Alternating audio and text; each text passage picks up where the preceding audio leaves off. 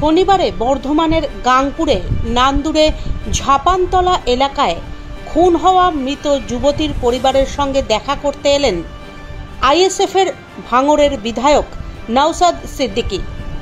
প্রসঙ্গত উল্লেখ্য, গত 14ই আগস্ট সন্ধ্যায় বর্ধমানের গাংপুরের নান্দুর ঝাপানতলা এলাকায় এক আদিবাসী যুবতীর গলার নলিকাটা দেহ উদ্ধার হয়, যা মৃতার বাড়ি থেকে 100 মিটারের মধ্যে ধানের জমি থেকে পাওয়া গিয়েছে।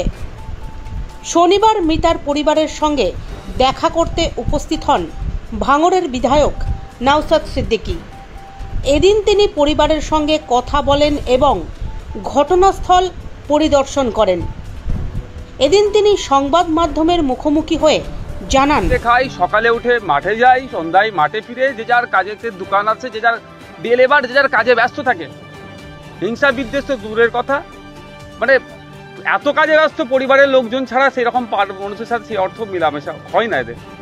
এই বাড়ির মেয়ে যে 12 তারিখে এসেছে, আর 14 তারিখে ফোন হয়ে গেল। তার মানে আর যখন আসছিলাম কি আতঙ্কিত, এরা কেন আতঙ্কিত থাকবে? স্বাধীন দেশের স্বাধীন নাগরিক, 78তম আমরা স্বাধীনতা দিবস উদযাপন করলাম, আজকে নাগরিক আতঙ্কিত থাকবে কেন? আতঙ্কমুক্ত করার দায়িত্ব তো সরকারের। দুর্ভাগ্যের বিষয়, যাদের প্রতি আমরা ভরসা রাখছি, আজকে ধরবো কালকে ধরবো করে করে প্রায় 72 ঘন্টা মতো পার হয়ে গেল, এখনো পর্যন্ত কিনারা করতে পারলো না।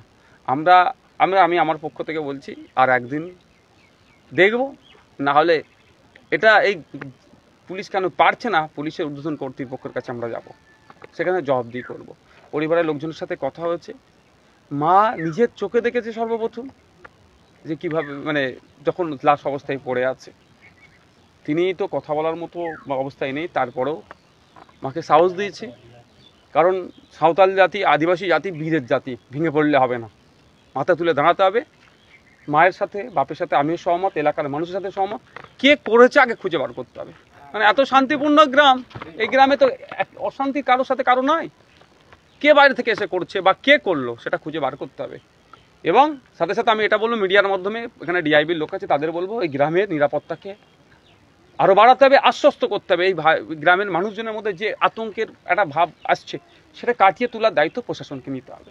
আমি গিয়েছিলাম যেখানে প্লেস অফ অকারেন্স, সেখানে গিয়েছিলাম, কিন্তু দেখলাম ওখানে একটা জাস্ট ঘেরা আছে, একটা মার্ক করা আছে, কিন্তু ওখানে প্রশাসনের কাউকে আমি দেখতে পেলাম না।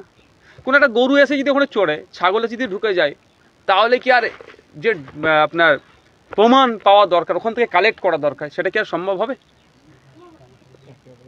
এই যে নেগলিজেন্সি, এটা কোনোভাবেই মেনে নেওয়া যায় না।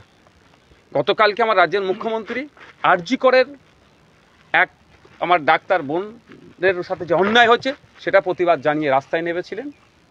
আমি আশা করব রাজ্যের বিভিন্ন প্রান্তে, বিশেষ করে মফস্বল এলাকাতে, এই রিমোট এরিয়াতে যে ঘটনা ঘটছেন, মুখ্যমন্ত্রী এইগুলোকেও যাতে দ্রুত বিচার পায়। উনি তো ফাঁসির কথা গতকালকে বলেছেন।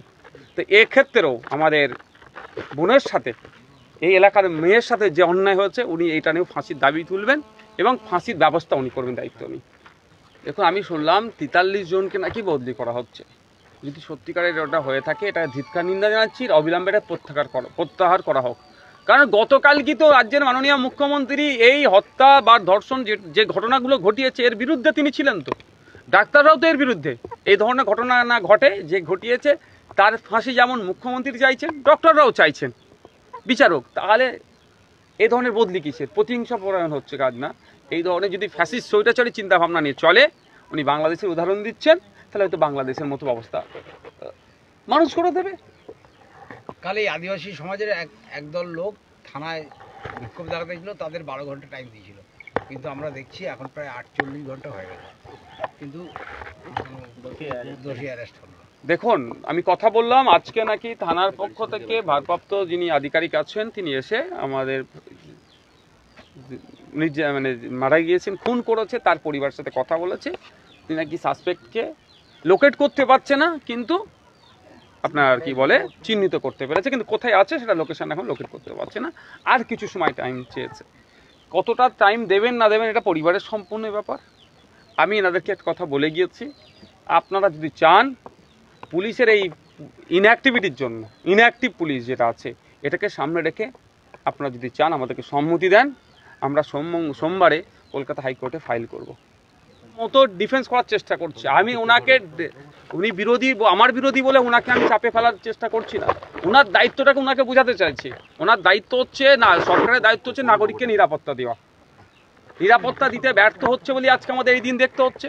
উনি যদি পর্যাপ্ত পরিমাণে আমাদের নিরাপত্তা দেয়, তাহলে আমার বোনকে, আমার বাড়ির মেয়েকে এইরকমভাবে খুন হতে হবে না, বা আমরা এরকমভাবে গ্রামের মানুষজন দেখুন যারা আতঙ্কিত আছে আতঙ্কিত থাকবো না। উনি ব্যর্থ হয়েছেন, ব্যর্থতা ঢাকার জন্য আমাদের মতো বিরোধীদেরকে গায়ে চাপিয়ে দেওয়ার চেষ্টা করছে। উনি যদি না পারে, উনি পদত্যাগ করুক না, অন্যদেরকে সুযোগ দিক না। উনি পদত্যাগও করছেন না, অন্যদের সুযোগ দিচ্ছেন না, আর মানুষকে নিরাপত্তা দিতে পারছেন না। আমি আপনাদের মাধ্যমে রাজ্য সরকার, কেন্দ্র সরকারকে শুধু একটা স্মরণ করিয়ে দিতে চাই, 2014 সালের ভার্জিনিয়া খাকা কমিটির যে সুপারিশগুলো আছে, আদিবাসী সমাজের শিক্ষা, স্বাস্থ্য, কর্মসংস্থান, অর্থনীতির ওপরে যে আপনার হয়েছিল, আপনার যে কমিটি তৈরি হয়েছিল, ওদের কোন অবস্থায় আছে, যে সুপারিশগুলো ছিল, সেগুলো দ্রুত বাস্তবায়ন করা হোক। আর এই মার্ডারটা STSC অ্যাট্রোসিটিজ অ্যাক্টের আন্ডারে নিয়ে আসা হোক।